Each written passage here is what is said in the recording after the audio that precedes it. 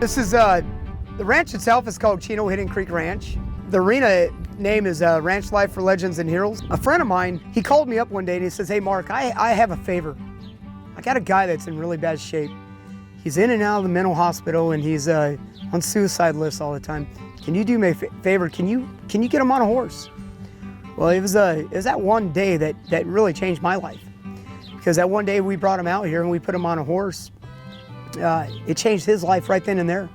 I mean, from there, he was out here on a day-to-day basis, 3 more others and 4 more others. And it was really cool watching the difference in the changes in their lives and bringing their families back or maybe saving their life. And you know you did because, you know, they talked in the very beginning about suicide. And as time went by, as they started getting jobs and girlfriends and wives and husbands and getting new, I mean, it changed their whole life.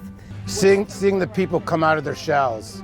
Because what it does is, when you come down here, all your problems kind of go away for a while, and you're kind of like in another world, where it's just kind of like a service dog, where a service dog makes you calm down and kind of be in another place. That's what the horses do for us. I myself am a Vietnam era veteran. Coming home in the 70s, it wasn't the nicest time to be a military veteran. I was kind of raised around horses, not exactly on a ranch, but stables and stuff. And so horse people were really the true John Wayne, America, apple pie kind of people. So the way I like to put it is, I like to explain that coming home as a veteran, in the service you speak a different language. You speak military talk. So when you come home from the service, you come home to your parents, your best friends, and they can't speak your own language. They don't know what you're talking about. We essentially speak their same language. We surround them with other fellow veterans, other fellow horsemen, and people that don't care where they've been, and will welcome them home as a veteran. Well, you have this 1,000-pound animal that can tell when a fly is on his rear end and can swat it. So this is an incredible animal that can sense when you're nervous.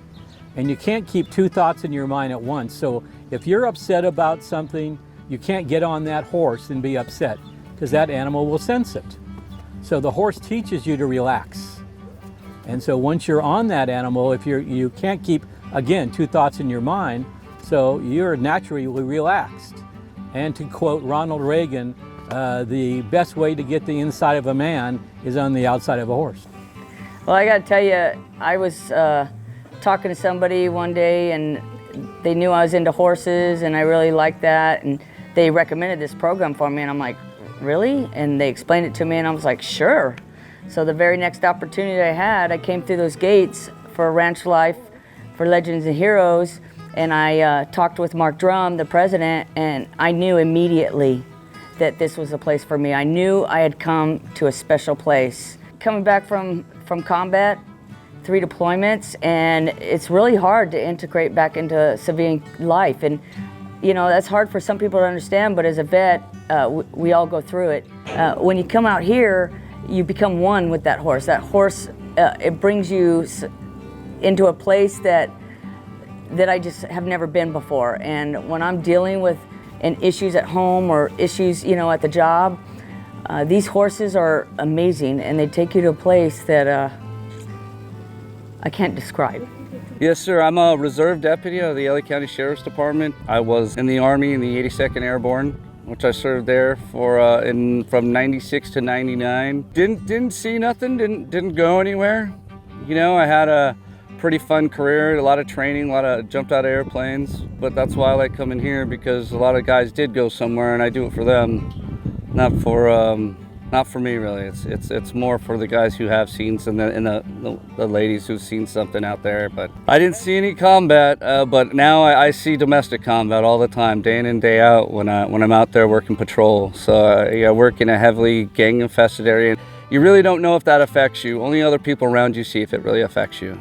We all have struggles in life, you know.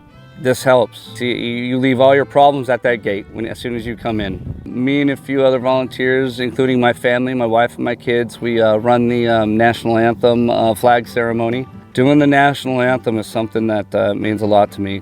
Seeing the faces on everyone, when those flags go through, and just that's such a positive experience. And then so many nationalities, cultures get together on Sundays and witness this. Everyone's talking at family day like today. You know, you have everyone sitting down talking, having lunch. That's what it's all about here. You know, there's no judgment here, and we all come from different backgrounds, and that's what I love about it here. There's always a wave or a handshake every day, you know, so. You know, and every day I keep on changing my whole business around to direct it more towards what we're doing with our veterans. For each one I feel like we're saving a life, the more I just keep on doing.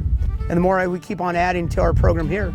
You know, it's really cool to watch them go from just city people to, next thing you know, they're wearing cowboy hats and boots, and they're fitting right into my world now. And it's really cool because now I'm helping them out and they're helping us out.